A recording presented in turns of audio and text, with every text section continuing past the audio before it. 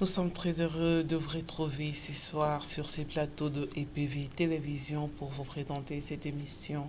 C'est votre servante Nadine Efwanga et à la réalisation de cette émission, le pasteur Constant Efwanga. Et nous sommes là sur ces directs. Je ne suis pas toute seule sur ces plateaux. Je reçois pour vous un homme de Dieu, un serviteur de l'Éternel qui est venu nous honorer sur ces plateaux de EPV Télévision et nous aussi, nous voulons l'honorer et nous les saluons. Bonsoir, évangéliste Christian Makayabo. Bonsoir, maman Nadine. Vous allez bien? Ça va, Dieu fait grâce. Nous sommes dans la joie de vous avoir, de vous accueillir sur ces plateaux de EPV Télévision pour la toute première fois. En tout cas, la joie est mienne que vous m'accueillez dans votre plateau avec tant de chaleur. Je vous en remercie, vraiment. Merci beaucoup d'être venu et nous sommes là pour parler d'une série d'émissions que vous allez développer sur ces plateaux de EPV Télévision. Et aujourd'hui, c'est juste pour introduire les peuples de Dieu par rapport à ce qui va se passer dans les jours à venir. Et je m'aimerais, avant de rentrer dans le vif du sujet, de parler de thèmes que vous allez un peu nous développer ce soir, j'aimerais quand même qu'on puisse nous parler de l'évangéliste Christian Makayabo. L'évangéliste Christian Makayabo, qui est-il? En tout cas, encore une fois de plus, maman Nadine, merci beaucoup. Je m'en vais dire merci à votre époux, le pasteur Constant. Merci beaucoup, homme de Dieu, encore pour cette opportunité. Permettez-moi de dire bonjour au peuple de Dieu, partout où il se retrouve. Que le Dieu de mon appel vous bénisse abondamment. Je salue mes parents, je salue toute ma famille, je salue vraiment tous les bien-aimés qui me connaissent. Permettez-moi, maman, de dire un mot au Seigneur avant que nous puissions rentrer pour ce moment que j'appelle un petit bonjour sur votre plateau. Je vais prier si vous le permettez. Tendre Père, nous voulons te dire encore merci pour ces moments que nous n'avions pas connus avant toi. Toi, tu as connu ces instants, maintenant tu nous fais grâce de le vivre. Nous te sommes infiniment reconnaissants. Permets, ô Dieu, que tout ce dont tu as prédestiné, nous puissions en être de témoins sur cette plateau. Seigneur, je te prie, Seigneur, de bénir les bien-aimés qui me suivent maintenant en direct. Je te prie, ô Dieu, que ta main soit sur leur vie, que la main invisible de l'Éternel qui fait des choses visibles soit dans leur vie au nom de Jésus-Christ. Bénis encore une fois le plus ces plateaux, bénis les pasteurs, bénis maman Nadine. Seigneur, bénis ces courts moments que nous allons partager. Nous te prions que le Saint-Esprit soit manifeste au milieu de nous, dans le nom de Jésus-Christ. Amen. Amen. Merci. Vous m'avez posé une question, qui est l'évangéliste Christian? Alors, comme je dis, aujourd'hui c'est un bonjour au peuple de Dieu. On reviendra vraiment pour parler en long et large de l'évangéliste Christian. Qui est l'évangéliste Christian? L'évangéliste Christian, un enfant de Dieu. Le fils de ses parents, dont j'ai salué tout à l'heure, papa Jean-Paul Makayabo et maman Joséphine Ntsele Makayabo. L'évangéliste Christian, issu d'une famille de 9 enfants. Dont malheureusement 2 sœurs qui nous ont quittés il y a quelques années en arrière. L'évangéliste Christian, issu d'une famille de 4 garçons. Il y avait aussi 4 filles, 5 filles. Malheureusement, on en a perdu 2, comme je viens de le dire. L'évangéliste Christian marié. Marié et père de 2 enfants. L'évangéliste Christian qui a vraiment un long parcours, qui est passé... L'évangéliste Christian est marié à qui? L'évangéliste Christian a dit ici, sur ce plateau, qu'il parlera en long et large dans les jours à venir. D'accord. Sachez que l'évangéliste Christian est marié à une très belle femme. Voilà. Croyez-moi, ça n'engage que moi. Ma femme est la plus belle femme au monde. Croyez-moi. Mais je me réserve de son identité maintenant vous le saurez. Hein? C'est la seule et unique, il n'y en a pas deux. Donc, vous en saurez plus. On aura plusieurs émissions, on n'est pas pressé. Dans l'Évangile Christian, si on veut parler du ministère, l'Évangile Christian est passé par plusieurs mains. L'Évangile Christian a commencé pas en France. Déjà, depuis tout petit, j'ai commencé au Congo, où j'ai été coaché, entraîné déjà par mon grand frère. Mon frère aîné, l'évangéliste Alain Makayabo. C'est lui qui m'a vraiment aussi ramené dans les choses de Dieu. Il n'était pas seul, il était aussi avec celui que j'appelle papa, le pasteur Guy Roger Rema, qui est encore actuellement à Kinshasa, Guy Roger Lemba, mais nous l'appelons souvent Guy Roger Rema. En quittant Kinshasa, l'évangile Christian est arrivé, il est passé par le main de l'évangéliste Kiziamina Kibila, Jean Oscar, l'homme de feu, et c'est lui d'ailleurs qui m'a consacré. Je salue papa Kiziamina, je salue mon frère Alain Makayabo, je salue papa Guy Lemba Rema. Là, vous parlez déjà de votre père spirituel, hein? C'est un bonjour. Ah oui. Je veux vraiment survoler. J'en parlerai avec des détails sans contrainte. On en parlera. Donc, papa Kizamina, bonjour à papa là où il se retrouve. Je suis passé par l'église de la puissance, sans oublier les pasteurs Tino Swana. Et après, l'évangile Christian est passé par le main de le défunt évangéliste Charles Mbongo, Charles de Feu, dont lui aussi a mis sa grain, un peu de lui en moi. Je suis passé par le pasteur Joseph Maloueki, lui aussi a mis un peu de lui. Voilà, l'évangile Christian a un très long parcours dans les Seigneurs. Il a eu la grâce de rencontrer, de côtoyer plusieurs hommes de Dieu qui ont vraiment, comment dirais-je, rajouté un plus dans l'enseignement. Voilà, c'est ce qui fait vraiment ma force aujourd'hui, que tous ces hommes ont mis quelque chose en moi. Donc, l'évangile Christian est les fruits de Dieu et aussi les fruits de plusieurs sémences.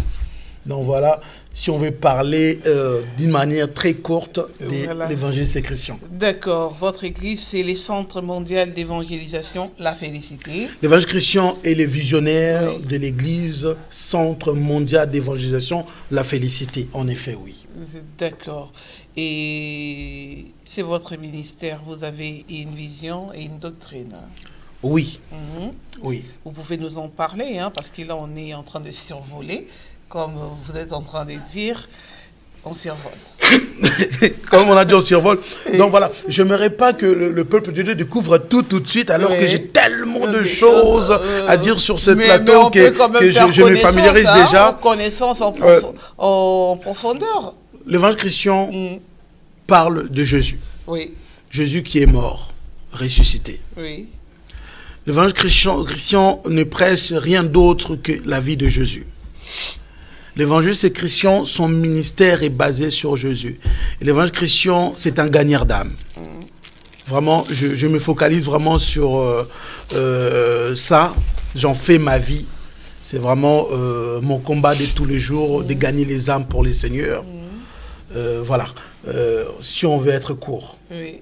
Aujourd'hui. Là, on est court pour aujourd'hui. Pour aujourd'hui. Et je vous laisserai le temps de poser en direct des questions en long et large, vraiment. D'accord. Ok. Alors, là, on n'a plus les choix, hein, parce que là, vous êtes en train d'écourter tout. Hein, vous êtes oui, bien sûr, justement. je veux que le peuple de Dieu aujourd'hui découvre l'homme d'évangile Christian, mais en leur disant, vous allez prendre le temps de savourer et surtout de connaître le message que l'homme de Dieu a pour vous. Oui, donc l'évangéliste Christian, en bref, on peut dire que l'évangéliste Christian a été appelé par Dieu. Oui, appelé par Dieu pour enseigner l'évangile. Je ne me suis pas autoproclamé évangéliste. Et d'ailleurs, permettez-moi de vous dire quelque chose aujourd'hui. Clairement, peuple de Dieu. Chose que homme de Dieu, serviteur de Dieu ne vous dit pas assez souvent. Je me permets de dire, d'ouvrir une parenthèse. Si on avait le choix, nous autres, je ne pense pas qu'on choisirait d'être serviteur de Dieu. Si on est là, c'est parce qu'on avait été prédestiné et choisi par Dieu pour être son serviteur. Pourquoi je me permets de dire ça? Parce que les gens pensent qu'être serviteur de Dieu, c'est tellement facile. Donc je vois les gens parlent des offrandes, des dîmes et tant d'autres, la notoriété et tant d'autres, les succès. Les gens ne voient que ça. Mais avant de devenir l'homme qui est devant vous aujourd'hui, il y a tellement de sacrifices et il y en aura encore. Voilà pourquoi je dis, si on pouvait choisir, si vous permettez, maman Nadine, de poser la question à plusieurs hommes de Dieu que vous recevez ici, ils vous diront, mon Dieu, si je pouvais choisir, je ne choisirais pas d'être serviteur de Dieu. Je serais simple enfant de Dieu. Parce que être serviteur de Dieu, ça demande tellement. On en parlera aussi, si vous voulez. Je garde tellement de choses. Ça demande tellement, mais quand même, vous aimez la chose. Oui. D'ailleurs, on ne peut pas bien faire quelque chose si on n'aime pas. Nous aimons tellement. Voilà pourquoi nous les faisons comme on peut avec l'aide du Saint-Esprit. Oui. Et ça, c'est vrai. Déjà, je parle plus de père spirituel parce que vous en avez cité, je ne sais pas, une dizaine. Non, ce ne sont pas des pères. Oui. J'ai cité un père et j'ai cité plusieurs coachs. D'accord, ok. Donc parce que on ne peut pas avoir, on peut pas avoir plusieurs pères spirituels. Mais il y en a beaucoup aujourd'hui qui ont plusieurs pères. Non, on ne peut pas avoir plusieurs pères spirituels. Là aussi, si vous voulez, on en fera un débat. Moi, je suis quelqu'un qui aime débattre sur le fondement des Écritures. Je demande juste au peuple de Dieu de noter ces textes bibliques, les livres de 1 Corinthiens 4, 15. Lisez ceci à la maison. Quand on reviendra pour parler des pères spirituels, on pourra en débattre. On ne peut pas avoir plusieurs pères spirituels. Malheureusement, de nos jours, nos aînés, nos mentors s'autoproclament de pères. Pour ma part, à ce qui me concerne, je n'ai qu'un seul père spirituel. Mais je suis passé par plusieurs hommes de Dieu qui ont rajouté quelque chose en moi, qui m'ont coaché dans tel ou tel domaine. Je vais citer par exemple l'évangéliste Kiziamina, qui est mon père. Lui c'est un homme de foi. Je n'ai jamais vu de telle foi en cet homme. C'est un homme qui croit, qui sait que Dieu est capable de tout. En lui, j'ai cette foi. Je vais citer l'évangéliste, c'est Charles Mbongo. C'est lui qui a été l'un des vraiment de mes mentors. J'en parle vraiment avec joie. Bien qu'il nous ait quittés trop tôt, comme je l'ai dit. Lui, c'est quelqu'un qui croit au miracle. Il croyait au miracle, mais d'une façon, pour lui, le miracle existe et existe encore. C'est-à-dire que j'ai reçu tout ça. Le pasteur Joseph Maloueki, quelqu'un qui croit au miracle, mais comme pas possible. Le pasteur Guy Roger Réma, c'est un homme de foi, un homme humble. Donc j'ai soutiré toutes ces choses de plusieurs hommes de Dieu, ce qui fait l'évangile qu'ils sont aujourd'hui. Donc ça ne fait pas de toutes ces personnes le père spirituel. Un père spirituel, il n'y en a qu'un seul. D'accord, ok. Bien compris. Hein? Vous qui en avez plusieurs, choisissez déjà. Choisir, on reviendra dessus. On reviendra. Maman, s'ils en ont plusieurs, c'est qu'ils n'ont pas de père spirituel. Aujourd'hui, on ne peut pas me demander de choisir mon père. Parce que je sais que mon père biologique, c'est Jean-Paul Makayabo Embo. C'est-à-dire que si vous me dites de choisir mon père biologique, c'est qu'il y a un problème. C'est pareil dans la spiritualité. Donc j'ai un père biologique qui est Jean-Paul Makayabo Embo. C'est lui. Et point. Donc là, après, on en parlera. On en parlera. D'accord. Aujourd'hui, il était question de nous expliquer le principe de Dieu. Bien. Aujourd'hui, comme je dis, il est question de dire bonjour au peuple de Dieu et vous annoncez que bientôt sur ces plateaux, j'aurai le plaisir, accompagné de maman Nadine ou moi-même, soit de passer du temps dans la prière avec vous ou encore de vous enseigner sur plusieurs choses du royaume. Alors, nous allons commencer par une série d'enseignements, le principe du royaume. Dans le principe du royaume, je vais vraiment prendre le temps de parler de quelques lois du royaume. Parce que lorsque nous parlons du royaume, ça veut dire que les choses, on ne peut pas faire n'importe quoi. Hein, dans le royaume, il y a bien un roi, et il y a un roi et il y a des lois. Et dans ce monde, nous vivons ces lois. Il y a des lois qui sont bibliques, qui sont devenues, comment dirais-je, naturel ou normal pour quiconque, alors que c'est d'abord des lois et des principes bibliques. Je parlerai ici de ce que j'appelle, et j'aime particulièrement, la loi de la rencontre. La loi de la rencontre. Vous savez, dans ce monde, nous faisons tous des rencontres. des bonnes et des mauvaises rencontres. Ces mondes et cette loi des rencontres, c'est une loi inévitable.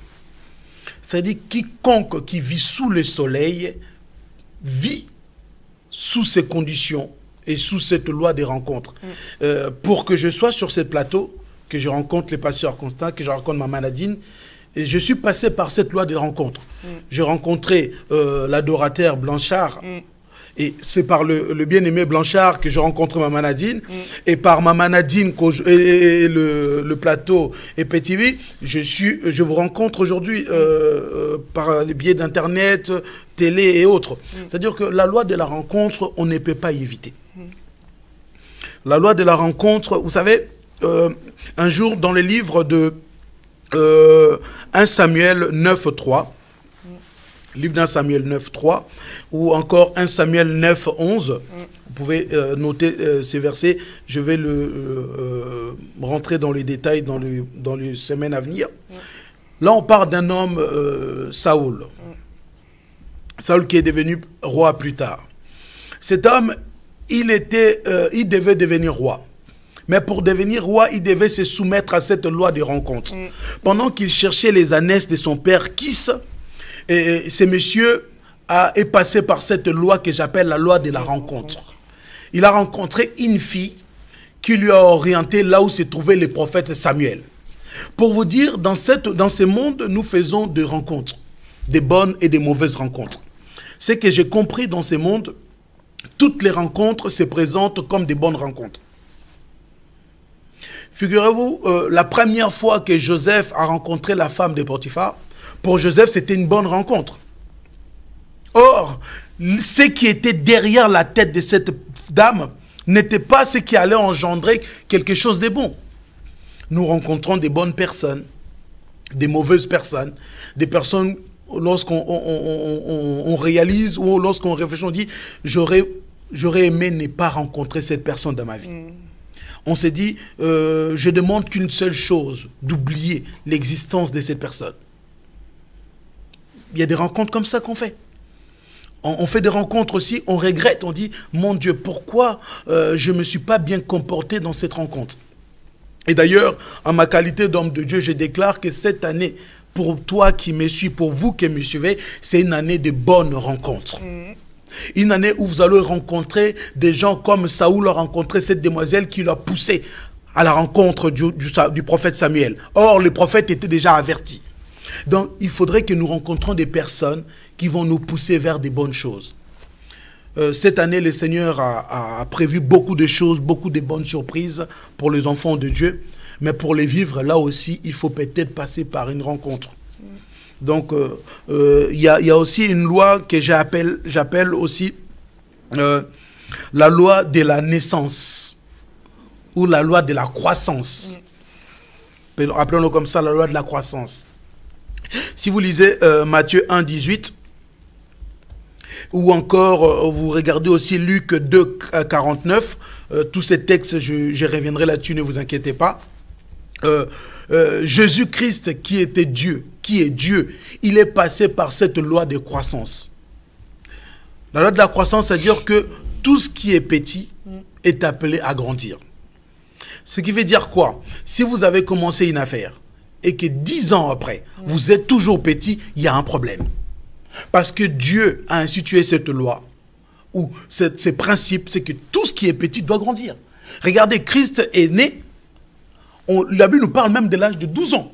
C'est-à-dire que Christ aussi a grandi. Donc vous ne pouvez pas commencer une entreprise, vous ne pouvez pas commencer une affaire, vous ne pouvez pas commencer une église petit et demeurer petit. Non. Au jour d'aujourd'hui, Maman Nadine, si vous et moi, on nous présente là maintenant un enfant de 15 ans qui a le corps d'un bébé de 6 mois, on va fuir ici. On va se poser des questions, qu'est-ce qui se passe dans la vie de cet enfant? Donc, on se dira automatiquement, il y a un problème. Et au jour d'aujourd'hui, pourquoi je vais parler de la loi de la croissance?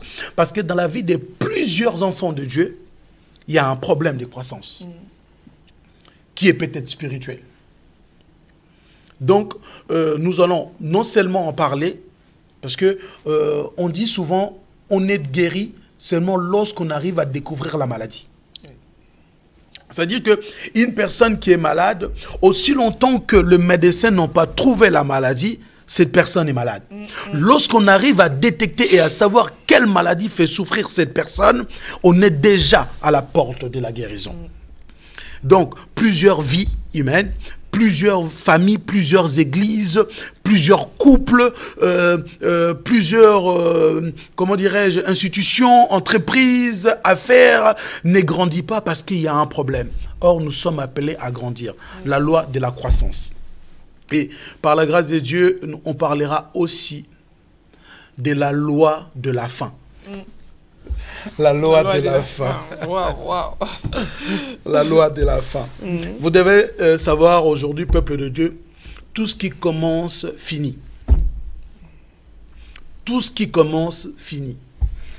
Malheureusement, dans ce monde, on a connu plusieurs personnes, hommes de Dieu, hommes d'affaires et autres.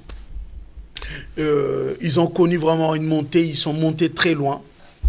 Et ce qu'ils ne pensaient pas, ou ce qu'ils ne voulaient pas comprendre, que tout ce qui commence finit. Seul Dieu ne finit pas parce que Dieu n'est pas dans les temps.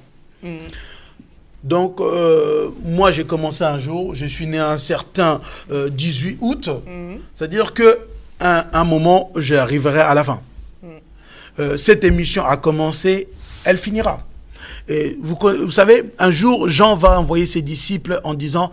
Allez poser la question à Jésus, si c'est lui le Messie ou devons-nous attendre quelqu'un d'autre? Vous savez pourquoi Jean a posé cette question? Or, Jean était le premier à présenter Christ aux gens en disant, voici l'agneau qui ôte le péché. Jean, lorsque tu nous as présenté le Messie, personne ne t'a poussé à le faire. Personne ne t'a demandé. C'est toi-même qui nous dis c'est le Messie. Et voilà, tu nous poses encore, tu nous demandes encore de lui demander si c'est lui ou devons-nous attendre quelqu'un d'autre. Simplement parce que Jean n'avait pas compris qu'il y a ce principe, la loi de la fin. La fin devait arriver. Jean devait comprendre que c'est la fin de sa mission. Donc, on reviendra sur la loi de la fin, la loi de la croissance et la loi de la rencontre. Sur ces plateaux, à long et à large, et vous aurez le temps de poser des questions. On aura le temps de prier pour des vies, on aura le temps de prier pour des familles, on aura le temps de prier pour des ministères. Voilà un peu, maman. D'accord, ok. On attend. On reste dans notre soif et on attend de continuer, de poursuivre et tout. Donc, pour aujourd'hui, nous allons nous arrêter là. Oui. Pour aujourd'hui, on va s'arrêter là. Oui. Mais j'aimerais, avant de m'arrêter là, dire ceci au peuple de Dieu qui me suit partout dans le monde. Dans le livre des Actes des Apôtres 9 au premier, un homme a fait une rencontre. Dans le minute qui me reste, j'aimerais parler de cette rencontre. Cet homme qu'on appelait autrefois Saul de Tarse, qui est devenu l'apôtre Paul, il a fait une rencontre. Je prie le Seigneur que toute personne qui n'a pas encore rencontré Jésus, parce que de toutes les rencontres que nous pouvons faire sous le soleil, il n'y en a aucune qui est meilleure que la rencontre que nous faisons avec Jésus. Lorsqu'on rencontre la personne de Jésus, la vie change. Lorsqu'on rencontre la personne de Jésus, tout change. Il vient bouger les limites de nos vies, les limitations. Ma prière aujourd'hui, que la personne qui me suit, celle qui n'a pas encore rencontré Jésus, rencontre Jésus. Je vais faire cet appel à toutes les personnes qui n'ont jamais accepté le Seigneur Jésus-Christ comme le Seigneur et Sauveur dans leur vie. Bien-aimés, rachetez le temps car le jour est mauvais. Acceptez Jésus dans vos vies.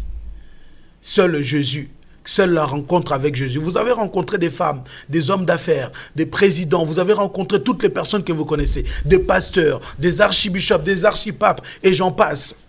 Aucune de ces personnes ont changé vos vies. Mais si vous rencontrez, si vous prenez la décision aujourd'hui, lorsque je parle de rencontrer, je parle d'accepter aussi Jésus dans votre vie, croyez-moi, vos vies vont changer. Et on rajoutera aussi l'histoire. Lorsqu'on parlera des lois, on parlera aussi de l'histoire. Parce que le monde est fait des histoires. On reviendra aussi Il y a des histoires, on connaît l'histoire de Diego Cao quand j'étais à l'école, on peut parler de l'histoire de Mobutu, de Martin Luther King et tant d'autres. Il n'y a aucune histoire qui change des vies. Et aujourd'hui, je vais vous parler de l'histoire de Jésus. Un homme de 33 ans qui est capable de guérir, de délivrer toutes sortes de maladies. Devant lui, l'impossible n'existe pas. Je prie maintenant que toute personne qui veut ouvrir son cœur pour accepter Jésus comme son Seigneur et Sauveur, que le Jésus que je prêche rentre dans vos vies et qu'il vous accepte aussi, afin que vous fassiez chemin avec lui au nom de Jésus-Christ. Amen. Amen. Merci, évangéliste Christian. Merci, Maman Nadine. Merci beaucoup. Et merci. J'espère qu'on va vous retrouver bientôt, déjà la semaine qui va commencer. Oui, déjà la semaine qui va commencer, on sera là. On sera là, donc il va être là avec nous et nous sommes arrivés à la fin. Juste, je ne sais pas si vous avez un petit mot à rajouter ou bien tout simplement prier pour tous les peuples qui nous ont suivis quand même pendant cette demi-heure. Le mot de la fin, ça serait que, s'il vous plaît, les enfants de Dieu aujourd'hui, le monde aujourd'hui est très très rapide à partager des choses qui n'édifient pas. S'il vous plaît, prenez le temps de partager cette émission, prenez le temps de partager ce moment, car celle-ci vous bénira. Non seulement le passage de l'évangile Christian sur le plateau, mais aussi le partage de tous les hommes de Dieu, ça vous bénira. Et je vais faire une courte prière pour ceux qui sont malades et tous ceux qui travaillent de moments difficiles pour demander à mon Dieu de vous visiter. Éternel mon Dieu, je te prie pour les personnes qui me suivent maintenant. Ma prière est pour toi, Seigneur. Fais grâce afin que ces personnes fassent une bonne rencontre. Ils ont fait des rencontres, des mauvaises rencontres qui les ont amenés à pleurer tous les jours. Fais en sorte, oh Dieu, que ces personnes rencontrent des bonnes personnes qui vont leur pousser vers ta volonté, qui vont les pousser, oh Dieu, vers la promesse que tu as faite dans leur vie. Et c'est là au nom de Jésus-Christ. Qu'il soit guéri celui qui est malade, qu'il soit dans la joie celui qui est dans la tristesse. Au nom de Jésus-Christ. Amen. Amen. Amen. Merci, évangéliste Christian. On se retrouve bientôt. Merci, Maman Nadine. On est encore dans la joie de vous avoir eu sur ce plateau. Merci. Et on se retrouve la semaine prochaine pour une nouvelle, pour continuer ce que nous avons commencé. Que Dieu vous bénisse. Merci, Maman Nadine. Qu'il bénisse votre famille, votre femme. Merci. Qu'on ignore encore, qu'on connaîtra prochainement. Merci. Et qu'il bénisse aussi les pasteurs Constant qui a réalisé cette émission avec nous.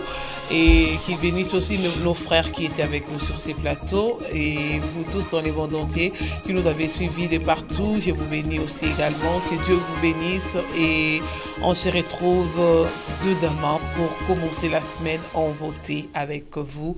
Que Dieu vous bénisse. Continuez à soutenir cette œuvre. Nous diffusons 24/24 tous les jours via divers box dans le monde et nous sommes là en direct tout le soir à partir de 20h. Nous sommes sur nos directs et que Dieu vous bénisse. On se dit à très bientôt.